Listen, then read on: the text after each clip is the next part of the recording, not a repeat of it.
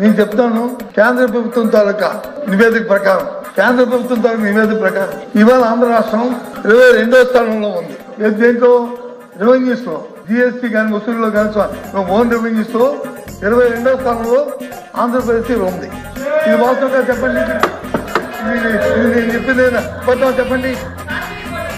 ఇదే కాదు CAG report అది ఎక్కడ ప్రింట్ అయిందో చూద్దాం. మీరేదో రెవెన్యూ తగ్గిపోయింది అని అన్నారు.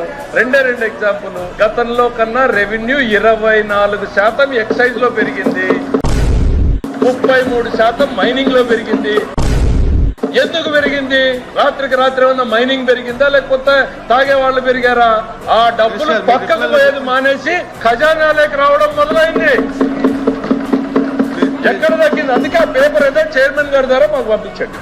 నేను అన్ని పంపిస్తాను. అబద్ధాలు చెప్పే అవసరం లేదు మాకు. అరే చూసి దానికి రిప్లై చెప్పాలి కదా. మీరు ఏ కాగ్ రిపోర్టో ఒకసారి పంపించండి సార్. మీరు పేపర్ చూపించిన తర్వాత ఇక్కడికి పంపడానికి ఎందుకు సార్ ఇంత సమయం మీకు? మీ ద్వారా ఆయన గారికి ఆ కాగు దయచేసి చూసుకోండి. So called CAG reports, CAG office మొత్తం లింక్ ఇచ్చాము, మీరు చదువుకోండి అని.